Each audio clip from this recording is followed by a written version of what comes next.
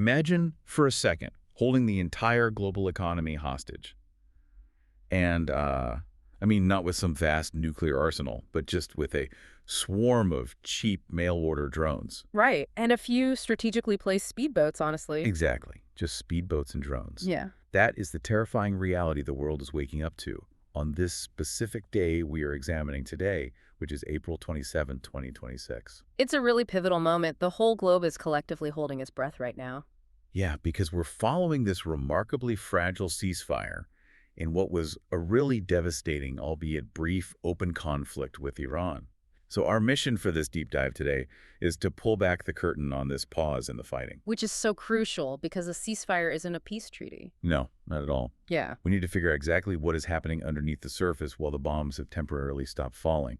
And, more importantly, where this powder keg might be headed next. The stakes literally could not be higher for you, for me, for everyone. Like I said, a ceasefire in this context is just a desperately hit pause button. Right. Understanding the frantic, high-stakes maneuvering that all these major players are engaged in right now, while that pause button is pressed, it's really the only way to anticipate what happens when the timer runs out. And to give you that understanding, our deep dive today is built on a really extensive, incredibly current dossier from a geopolitical blog. It's called Face. Yeah, it's a very specific source. It is.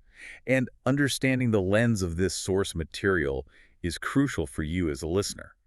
The author notes right at the top of their publication that they were Barack Obama's very first full-time volunteer in New York City.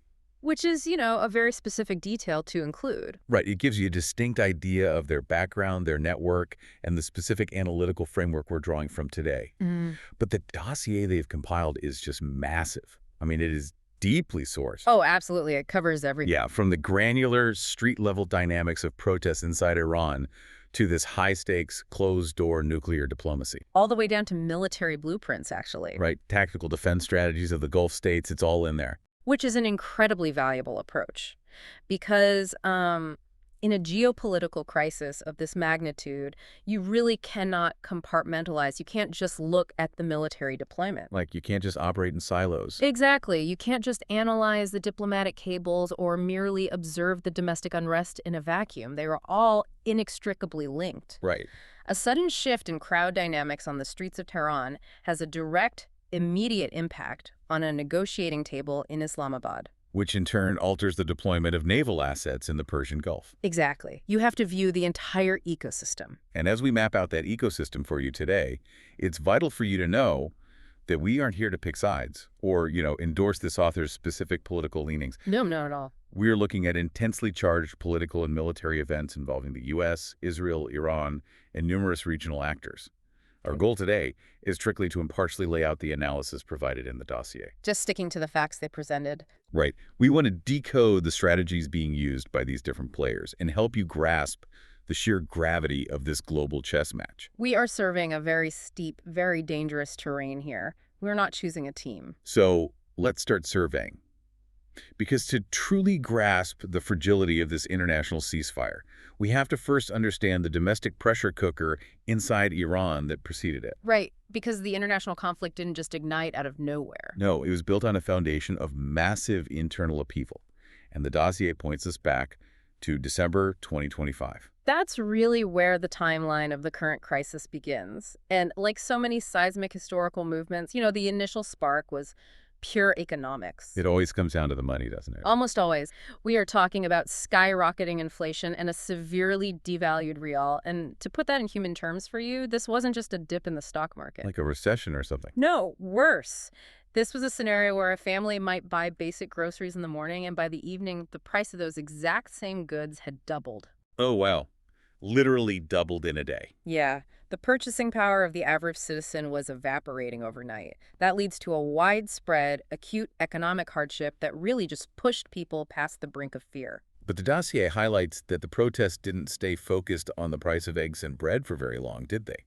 No. Economic desperation rapidly mutated into a demand for a complete, systemic regime overhaul. And the scale here is staggering. I mean, we're talking about protests sweeping across more than 200 cities. Pulling millions of people into the streets. The source describes it as one of the most significant and unified movements since the 1979 revolution itself. And the government's response was absolute, Unyielding brutality. Unyielding. They deployed live ammunition against crowds. They mobilized the Basi. Now, for those unfamiliar, the Basis aren't your standard military police, right? No, not at all. They are a fiercely loyal, plainclothes paramilitary force, and they're embedded directly into local neighborhoods. Oh, wow. Yeah, they're essentially regime enforcers who live on your street, which makes them terrifyingly effective at suppressing dissent because they know exactly who you are. They're your neighbors. That's horrifying. Exactly. And alongside the physical violence, the regime instituted sweeping internet blackouts. Right, they were trying to blind the movement. Yeah, stopping protesters from coordinating and preventing any footage of the crackdowns from reaching the outside world. They were throwing a heavy, suffocating blanket over a raging fire. But then, the entire paradigm shattered on February 28, 2026. A massive turning point. Yeah, the dossier details that on this date, joint U.S. and Israeli military strikes took place. And the most monumental landscape-altering outcome of those strikes was the killing of Supreme Leader Ali Khamenei. The elimination of Khamenei, I mean, it just cannot be overstated. Because he's not just a president. Right. In the structure of the Islamic Republic, the supreme leader isn't just a political figurehead. He is the ideological, spiritual, and military anchor of the entire system. So taking him out changes everything. Removing him doesn't just create a vacancy.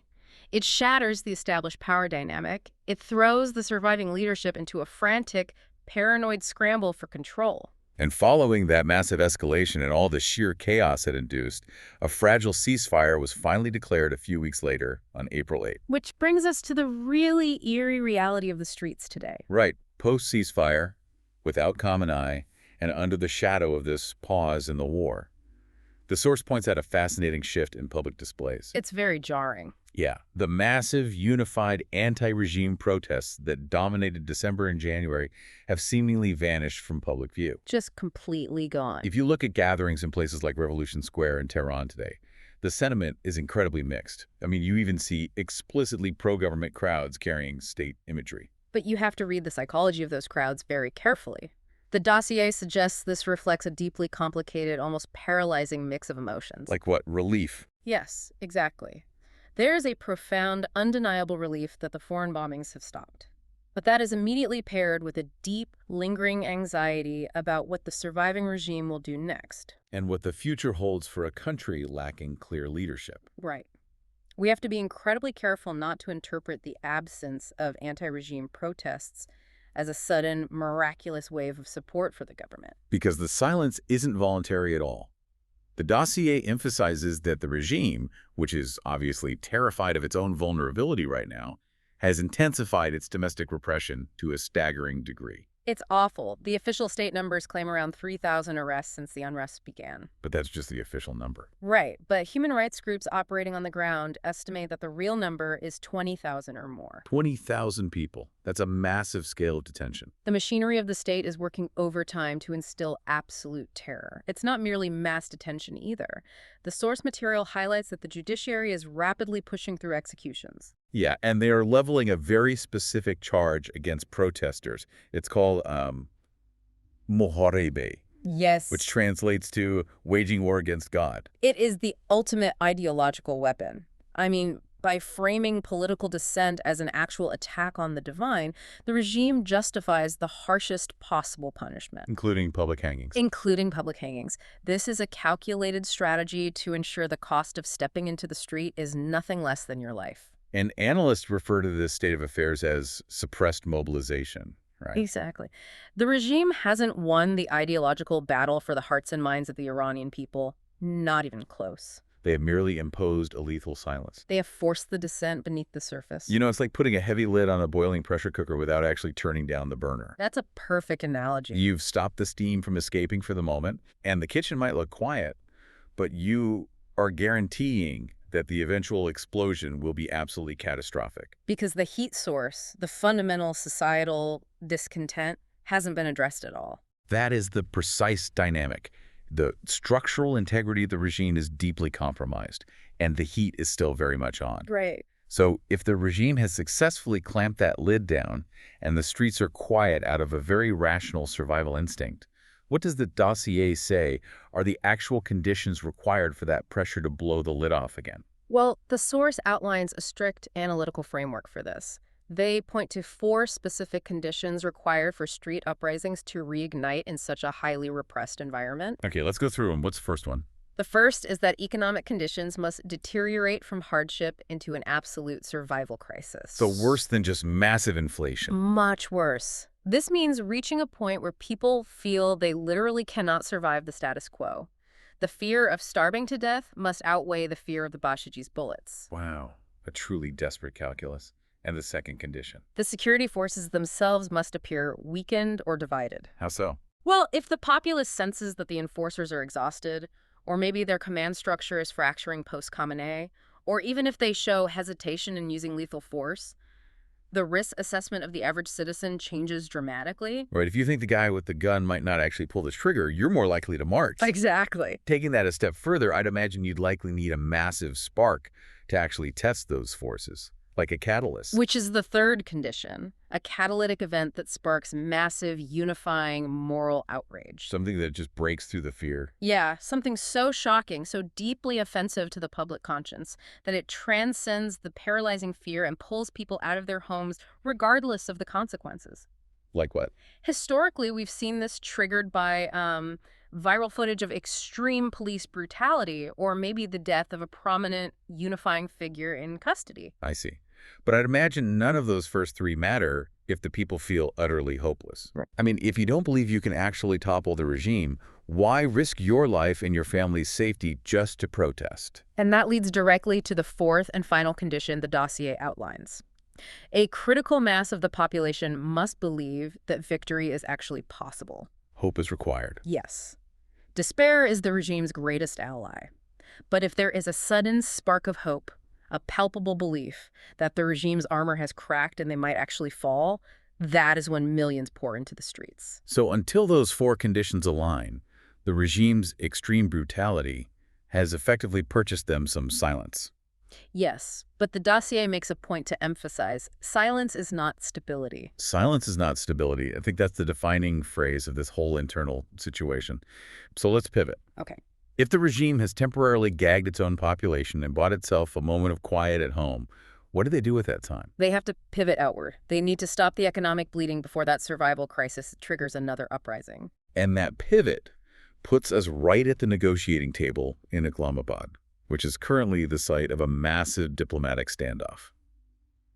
This is really a tale of two entirely different priorities, isn't it? The Strait of Hormuz versus the atom. Yeah, it really is. To understand the diplomatic landscape here, we have to look at the architecture of the ceasefire itself. The truce was actually brokered by Pakistan. Pakistan is a fascinating mediator here. They are. I mean, they share a border with Iran, they are a nuclear power themselves, and they have a deeply vested interest in preventing a regional meltdown that could spill over their borders. Yeah, they don't want a massive war next door. Exactly. But the truce was only initiated to buy a very short 2-week window for diplomacy.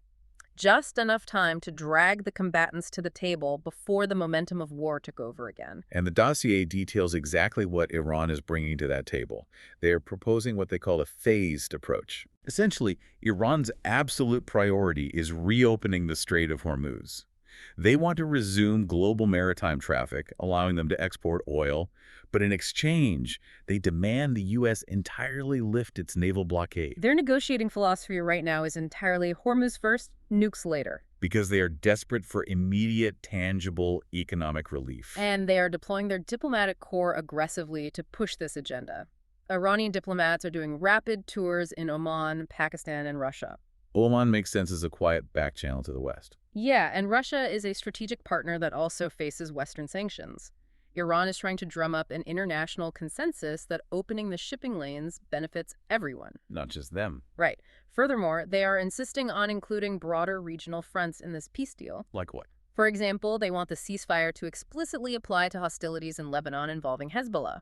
They want a comprehensive regional pause, but it must be anchored by the reopening of their primary economic artery. But Washington is looking at a completely different map here. Oh, totally different. The U.S. position demands a fully open Strait of Hormuz, meaning unimpeded global shipping, with absolutely no Iranian tolls, no boarding of commercial vessels, and no control mechanisms. Which Iran hates. Right. But the critical divergence is that the U.S. insists nuclear constraints must be addressed immediately. They are completely unwilling to put the nuclear issue in a phase 2 bucket to be dealt with later. Yeah, the U.S. is offering conditional sanctions relief, but only if they get firm, ironclad, verifiable guarantees regarding the dismantling of Iran's nuclear program right up front. And because of this massive fundamental divergence, the current status of the talks is completely stalled. The source highlights that these are largely indirect talks too, right? Yeah. Direct face-to-face meetings between U.S. and Iranian negotiators keep failing to materialize. Why is that? Well, sometimes Iran declines to send a delegation to Islamabad, citing security concerns. Other times, Washington delays sending envoys, waiting for a concession that never comes. So they are circling each other in the diplomatic arena, but they aren't actually engaging. I mean, it sounds like they aren't even having the same conversation. Iran is talking about shipping lanes, insurance premiums on oil tankers, and immediate economic survival. The U.S. is talking about centrifuges, uranium enrichment levels, and existential threats. Right. Is this just a deliberate stalling tactic by both sides? Are they just running down the 2-week clock to prepare for the next round of fighting? It's less a cynical stalling tactic and more a profound mismatch in strategic imperatives. What's crucial to understand here is how each side defines their core problem. All right, let's break that down. For Iran, the core problem is immediate economic strangulation. They need hard currency, they need to sell oil, they need the naval blockade lifted, simply to survive the year without facing that internal survival crisis we just discussed. So they desperately want tangible relief. Yes, but they absolutely refuse to give up their ideological and strategic crown jewels to get it. Right, because if they surrender the nuclear program, they lose their ultimate leverage against the West. Precisely. For the U.S., however, the shipping lanes are important for global inflation, sure, but they are ultimately a secondary tactical issue. It's not the main event for them. No. The core problem, the only thing that truly matters to Washington on a strategic, generational level, is the nuclear threat. The U.S. views the idea of Hormuz first, nukes later, as a blatant trap. How so? If Washington lifts the naval blockade and relieves the economic pressure now, they permanently lose the only leverage they have to force concessions on the nuclear program later. Ah, I see. Which means they are completely deadlocked. And to understand why Iran absolutely refuses to budge on the nuclear issue in these talks, even while their economy is suffocating, you have to look at the regime's foundational fear. Its own extinction. Exactly. This brings us to the concept of the nuclear deterrent and what the dossier calls the dictator's lesson. The nuclear issue is the heavy hinge upon which this entire conflict swings. Let's examine the U.S. premise first. No. Washington operates on the firm belief that Iran's nuclear infrastructure is not defensive, and is certainly not just for civilian energy. They view it as a deliberate, systematic path to weaponization. Right. Even if Iran hasn't tested a bomb, retaining the vast arrays of advanced centrifuges and the capacity to enrich uranium to high purities makes them a threshold state. Yes. And let's break down that term because it gets thrown around a lot. A threshold state means they possess all the technical knowledge, the infrastructure, and the fissile material required. They are essentially just a few turns of the screwdriver and a few weeks of final enrichment away from having a functional nuclear weapon whenever they make the political decision to build one. Right. The breakout time is virtually zero. Exactly. And from the U.S. and Israeli perspective, allowing a revolutionary, ideologically driven regime that actively funds proxy militias across the region to remain a threshold state is strategically unacceptable. Because it shifts the entire balance of power in the Middle East permanently. Yes. But Iran's premise is the exact opposite. Publicly, they frame the program as a peaceful, sovereign right to nuclear energy and scientific advancement. Of course. But the dossier points out that, practically speaking, internally within the regime, the nuclear program acts as a massive revolutionary achievement. And more importantly, it is their ultimate strategic insurance policy. And this brings us to the brutal lesson of modern history. If you are a surviving leader sitting in a bunker in Tehran looking at the geopolitics of the last 25 years, you see a very clear, very bloody pattern. You really do. Regimes that have adversarial relationships with the West and do not possess a nuclear deterrent get replaced. The precedents are impossible for them to ignore, and the dossier outlines them clearly. Just look at Saddam Hussein in Iraq. Right. His weapons of mass destruction programs were dismantled by international inspectors. He had no deterrent. His country was subsequently invaded by a U.S.-led coalition, his regime was destroyed, and he was pulled from a spider hole and hanged. And then you look at Muammar Gaddafi in Libya. The Gaddafi example is perhaps the most resonant in Tehran. Why is that? In 2003, Gaddafi, spooked by the invasion of Iraq, made a deal with the West. He voluntarily dismantled his nascent nuclear weapons program. He literally packed up his centrifuge parts and documentation, put them on a ship, and sent them to Tennessee. Wow. Yeah, and he received international praise and a lifting of some sanctions. But fast forward to 2011. An internal uprising begins in Libya, and because Gaddafi had no nuclear deterrent, NATO felt perfectly comfortable launching an air campaign to support the rebels. Which ultimately led to Gaddafi's brutal overthrow and death. And the Iranian leadership watched that unfold in high definition. But then they look east at North Korea. Exactly. A regime that is arguably more isolated, more heavily sanctioned, and economically weaker than Iran. But North Korea successfully built and tested the bomb.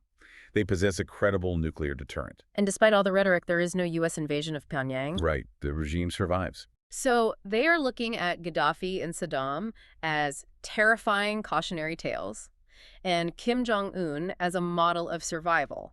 To the regime in Tehran, handing over their enriched uranium to the U.S. negotiators in Islamabad isn't signing a peace treaty. It is signing their own eventual death warrant. Yes.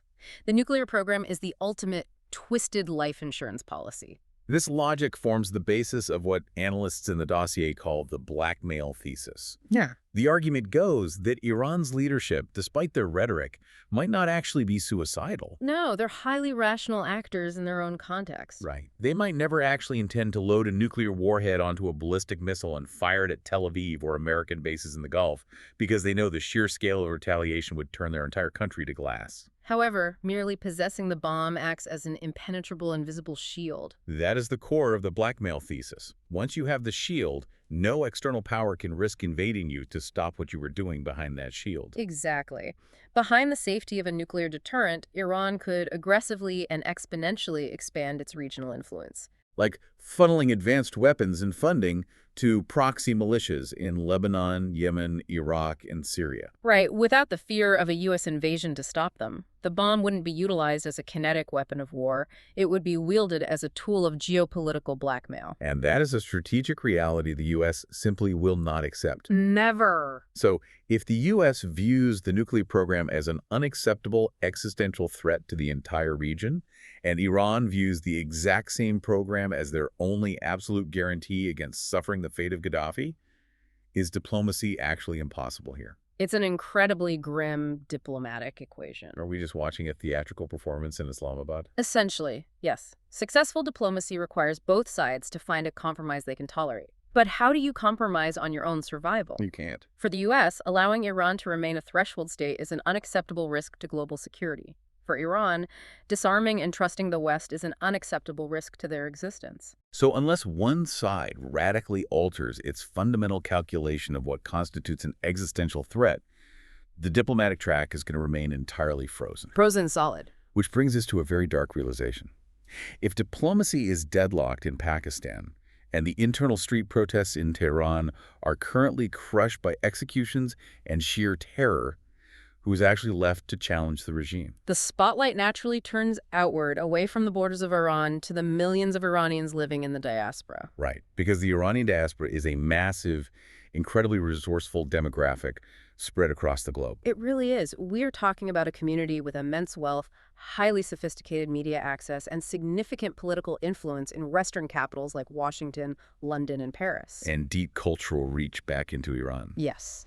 Yet, as the dossier strictly outlines, the diaspora has fundamentally failed to leverage those assets to form a unified government in waiting. The source is remarkably critical here, isn't it? Extremely critical.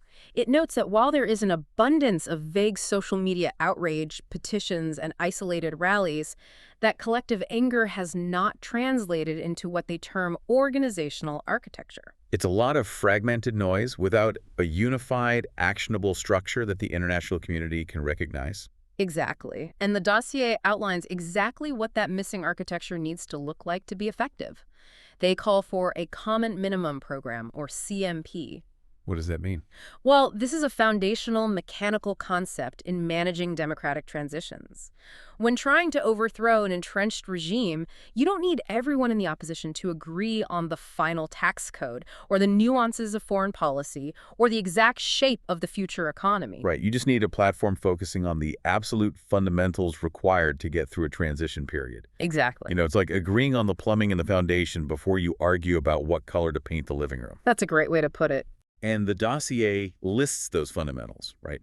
Establishing basic human rights, creating a clear, transparent path for a democratic transition, establishing an interim constitution, and a functional interim government. And finally, committing to constituent assembly elections within 12 months of the regime falling. It's a pragmatic blueprint designed to put aside the bitter historical and ideological fights between the monarchists, the leftists, and the reformists. But they haven't been able to unify around that blueprint, and a significant part of that failure is due to deliberate, highly sophisticated regime sabotage. The Islamic Republic's intelligence apparatus is highly skilled at infiltrating these diaspora groups, aren't they? Very skilled. They spread targeted disinformation, they amplify minor disagreements, and they actively exacerbate historical fractures to keep the opposition abroad perpetually divided. But the dossier highlights an even darker, far more insidious reason for this fragmentation, and they call it family hostage politics. This is a truly chilling concept. Yeah,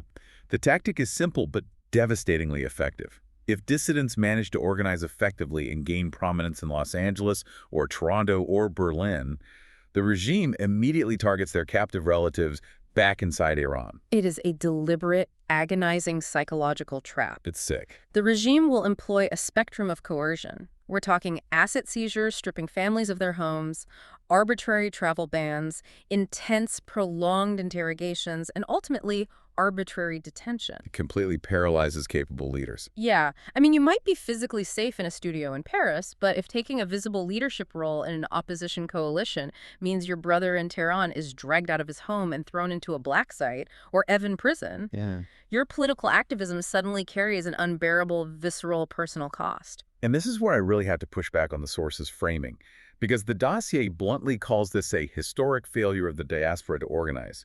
But is that entirely fair? It's a tough judgment to make. I mean, if taking a leadership role means your family disappears into a torture cell, isn't this lack of organizational architecture just a tragic symptom of an impossible, inhumane choice? It really is. Can you really blame someone for failing to build a political coalition when the mortar requires the blood of their own parents or siblings? It's a profoundly difficult ethical question regarding resistance from afar. It is incredibly easy to sit in an air-conditioned think tank and author a white paper demanding a unified opposition. Right. It is another thing entirely to ask an individual human being to sacrifice their family's safety for a political movement that has no guarantee of success. Exactly. The source is highlighting the cold political reality that without a unified structure, the diaspora cannot act as a viable alternative government, and thus the regime survives. But you are rightly highlighting the human reality. The regime's family hostage system is arguably their single most effective weapon against the diaspora, precisely because it brilliantly exploits basic human decency. It forces activists to choose between the liberation of their country and the lives of their kin. And as long as that psychological trap exists, the regime ensures that its most capable, charismatic opponents remain paralyzed by guilt and fear. So let's take a hard look at the board as it stands. It's not pretty. No. Peaceful internal revolt has been neutralized by mass arrests and executions. The external opposition is paralyzed by the cruel architecture of hostage politics, and the diplomatic track is frozen over the immovable object of the nuclear deterrent. All peaceful avenues are essentially closed. Which means we have to look at the terrifying military realities of what happens if this fragile ceasefire collapses. If the timer runs out on this ceasefire and diplomacy fails, we are looking at the ignition of War 2.0. But the dossier makes a crucial counterintuitive point here. This likely wouldn't begin with a massive cinematic, D-Day-style all-out invasion by U.S. forces. No, it would begin on an escalation ladder. It requires a spark, a specific catalyst to break the pause. And the source lists a few highly plausible possibilities, right? Yeah, things like the final definitive collapse of the peace talks in Islamabad, or a targeted assassination of another high-ranking Iranian or allied official. Or maybe a murky maritime incident in the Persian Gulf involving oil tankers. Right. Just one match dropped in the incredibly dry brush of the region. And once that match is dropped, Iran's military strategy is deeply pragmatic. They know they cannot meet the U.S. force-on-force in a conventional symmetric battlefield. Their Air Force and Navy would be decimated in hours. Therefore, their strategy is network-based and entirely focused on asymmetric warfare. Right. The goal of asymmetric escalation isn't to conquer territory, raise a flag, or defeat the U.S. Navy in a pitched battle. What is it then? The goal is to inflict massive, intolerable economic pain on the global system without triggering a retaliation so severe that it ends the regime. So they want to cause just enough pain to hurt, but not enough to get themselves destroyed. Exactly. The tactics are insidious and designed for plausible deniability. Like utilizing proxy militias across the region. Yes, and launching massive swarms of loitering munitions or drones, executing sophisticated cyber attacks on critical infrastructure, and engaging in constant, deniable maritime harassment of commercial shipping. And their primary global target in this asymmetric scenario is very specific and highly vulnerable: the Gulf oil infrastructure. Yes. And to be clear, we aren't just talking about a couple of pump jacks in the desert. The dossier describes this infrastructure as the world's economic nervous system. It really is. It's sprawling networks of pipelines, yes, but it's also massive, highly delicate desalination plants that provide drinking water to entire nations. And vital export terminals where the oil actually gets loaded onto ships. Plus, sprawling, highly combustible chemical processing facilities. The fundamental vulnerability here is based on a concept military analysts call the defense geometry problem. Right. Countries like Saudi Arabia and the United Arab Emirates have spent billions upon billions of dollars on state-of-the-art defense systems. They have Patriot batteries, which use kinetic kill vehicles to intercept targets, and THAAD terminal high-altitude area defense systems designed to shoot down ballistic missiles in their terminal phase. They possess incredible cutting-edge quality in their defense. But the attacker has overwhelming geometry. Let me try to visualize this. It's like trying to guard a massive, sprawling, open-air farmer's market with a handful of million-dollar high-tech security cameras that can only look in one direction at a time. Right. While the attacker is releasing a massive swarm of thousands of angry bees from all directions. The cameras are fantastic at tracking a single, slow-moving thief, but they are utterly mechanically useless against the cloud of tiny, coordinated threats coming in under the radar. That analogy captures the mechanical dilemma perfectly. You simply cannot put a perfect, impenetrable physical dome over thousands of square miles of exposed, highly flammable industrial infrastructure. It's mathematically impossible. The Patriot and the AD systems can successfully track and shoot down individual high-value missiles, but they are highly vulnerable to what's known as a saturation attack. And what does that look like in practice? This is a scenario where Iran mixes hundreds of cheap $500 commercial-grade drones, low-flying cruise missiles that hug the terrain to avoid radar detection, and high-altitude ballistic missiles, all timed to impact the target simultaneously. So the defense systems simply run out of interceptor missiles. Or their targeting radars become totally overwhelmed by the sheer number of blips on the screen. And the dossier points out that this isn't just a theoretical war game fear.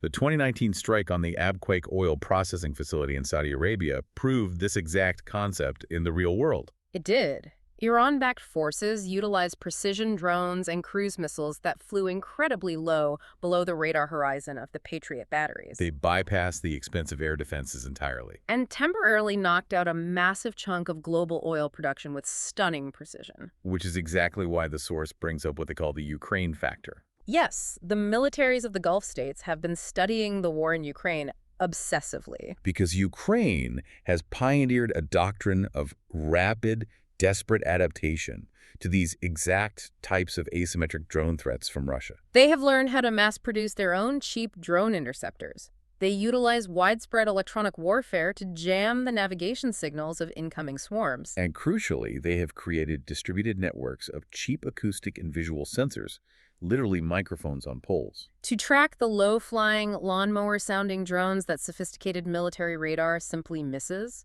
But can this Ukraine doctrine actually save the Gulf's nervous system? Or does it only solve half the equation?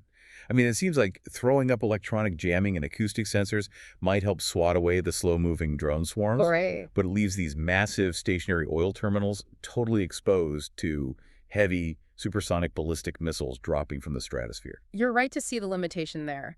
The Ukraine doctrine is a brilliant mitigation strategy, but it is not an invulnerability shield. It just raises the cost. It raises the cost for the attacker and vastly improves the survival rate of the infrastructure against the low-end threats. But you cannot stop a 1-ton ballistic missile warhead with a network of cheap acoustic sensors and localized GPS jamming. No, you definitely can't. The overarching concept of the Iranian strategy here is disruption at scale. Iran doesn't need to permanently destroy the Gulf's oil capacity. They just need to disrupt it violently enough and frequently enough to send global energy markets into a sheer panic. Spike inflation worldwide and make the economic cost of continuing the war politically unbearable for Western leaders. They are essentially holding the global economy hostage with 1,000 tiny cuts, which forces us to look at the other side of the military equation. Right. If Iran targets the global economic nervous system, how does a superpower actually respond? I mean, a superpower can't just swat at bees forever. No, they can't. This brings us to the U.S. response: air power and the terrifying reality of the underground missile cities. If Iran attempts to inflict that kind of systemic pain on the global economy, the U.S. response will not be proportional, and it will not be a symbolic slap on the wrist. It's going to be massive. It will be an overwhelming, highly systematic effort to physically dismantle Iran's asymmetric network. The dossier outlines the likely U.S. war plan, which is a classic attritional dismantling campaign designed to unfold in 5 distinct methodical stages. Let's walk through the mechanics of those stages. Stage 1. Suppress Iranian air defenses and radar systems. This is about blinding the enemy. The U.S. utilizes electronic warfare aircraft to jam signals and fires specialized anti-radiation missiles that literally follow the enemy's radar beams right back to the dish and destroy it. Brutally effective. Stage 2. Destroy the missile and drone infrastructure itself, the physical launchers, the warehouses, the forward operating bases. Then comes Stage 3. Strike the command and control networks of the IRGC. And just to clarify, the IRGC is the Islamic Revolutionary Guard Corps. They're distinct from the regular Iranian military. Very distinct. They are an elite, ideologically driven branch tasked specifically with protecting the regime's political survival and running their unconventional warfare and proxy networks. So striking their command and control is attempting to cut the head off the snake. Exactly. Then comes Stage 4. Destroy their naval swarm bases along the coast and eliminate their ability to lay mines in the narrow choke point of the Strait of Hormuz. And finally, Stage 5. A sustained rolling bombardment of their production sites and factories deep inland. To ensure they cannot simply rebuild the weapons you just spent the first 4 stages destroying. It is a textbook blueprint for methodical, systemic degradation from the air. However, Iran knows this is the U.S. playbook. They've known it for decades. Right, having watched U.S. campaigns in Iraq and Kosovo. And their primary countermeasure to overwhelming U.S. air power is geographical. The dossier details the existence and the mechanics of what are known as missile cities. This sounds like something out of a James Bond villain's lair, but it is entirely real. What are they exactly? These are deep subterranean tunnel networks bored miles into the sides of solid granite mountains. They are designed specifically to survive massive U.S. bunker-busting munitions. So they just hide everything under a mountain. Everything. They store the missile launchers, the fuel, the munitions, the living quarters for the crews. The entire apparatus of war is housed hundreds of feet underground. So the tactical question becomes, how does the U.S. military fight an enemy it physically cannot reach with conventional explosives? Well, the dossier describes a tactic of neutralization rather than outright destruction. Meaning what? The U.S. military recognizes that completely collapsing miles of reinforced concrete tunnels buried under a mountain is physically nearly impossible without using nuclear weapons. Right. So they don't try to destroy the city itself, they try to permanently seal the exits. They use precision munitions to heavily crater the access roads leading out of the mountain doors. They target the external ventilation shafts to choke off the air supply and destroy the external power grids that keep the tunnels lit and habitable. And crucially, they park armed surveillance drones in the sky directly overhead, waiting with endless patience to strike the launch crews the absolute second they emerge from the tunnels to try and fire a weapon. It transforms a high-tech air war into a relentless, exhausting psychological game of Iran hides and the U.S. hunts. The U.S. uses its overwhelming advantage in persistent surveillance and sustained strike capacity to keep the Iranian missile forces pinned down in the dark. Unable to effectively coordinate or launch a mass attack. But the dossier highlights a terrifying, world-altering caveat to this entire strategy. They call it the existential risk. This is the scariest part. The most dangerous moment in this entire geopolitical conflict isn't the first strike. The most dangerous moment is when the regime feels truly, undeniably cornered. When their air defenses are gone, their tunnels are sealed, their economy is collapsed, and they believe their absolute survival is fundamentally impossible. This is the grim, apocalyptic reality of blackmail state logic.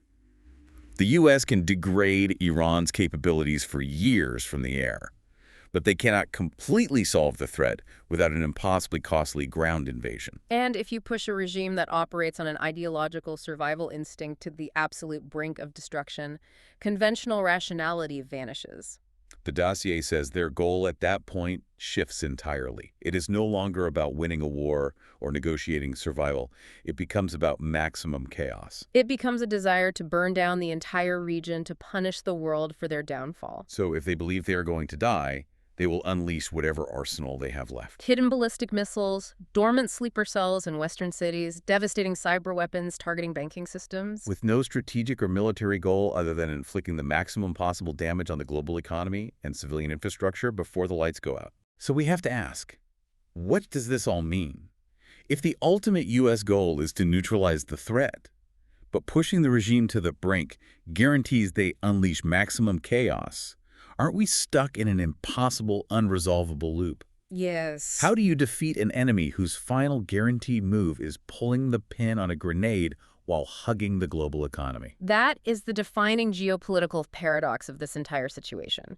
You are trying to disarm a hostage taker who has inextricably strapped the bomb to the hostages. Right. Military action carries the severe risk of triggering the exact global catastrophe you are trying to prevent. Diplomacy is entirely stalled because the hostage taker demands to keep the detonator for their own safety. And internal revolt is suppressed because the hostage taker is entirely willing to shoot anyone who moves.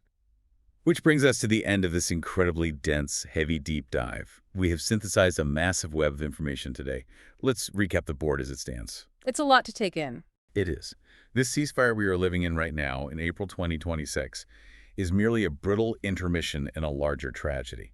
Inside Iran, the streets are silenced by fear, a boiling pressure cooker waiting for a spark. Abroad, the diaspora is paralyzed by the cruel architecture of family hostage politics. At the negotiating table in Islamabad, two immovable forces are locked over the economic artery of the Strait of Hormuz and the existential shield of nuclear enrichment. And militarily, both sides are preparing for a brutal escalation ladder defined by asymmetric drone swarms and subterranean hunts. It is a profound, terrifying stalemate, driven by an almost mathematical certainty of immense global destruction if anyone miscalculates their next move. The complexity of the sources we review today shows just how fragile the current world order really is when confronted with a dedicated asymmetric network that refuses to play by conventional rules. I want to leave you, our listener, with a final provocative thought to ponder as you watch the news in the coming days. The source material today framed this entire conflict as a battle over deterrence, primarily focused on the threshold of a nuclear bomb. Right. But looking at the extreme vulnerability of our sprawling global oil networks and the rapid rise of cheap, mass-produced drone swarms that can blind high-tech defenses, you have to ask yourself, are we entering a new era where you no longer need a nuclear bomb to hold the world hostage? That's a really chilling question. If a few thousand cheap drones can bypass Patriot missiles and cripple the global energy supply, has the fundamental definition of a superpower permanently changed? If the ultimate barrier to global disruption is no longer complex, enriched uranium, but just a warehouse full of modified commercial drones and a willingness to use them, the entire architecture of global security we've relied on for 70 years might be entirely obsolete. that's a scary thought. And with that heavy thought, we will wrap up for today. Thank you so much for joining us on this deep dive into the Barak Face dossier. Keep questioning the surface of global events, keep looking for the currents underneath, and we will catch you on the next deep dive.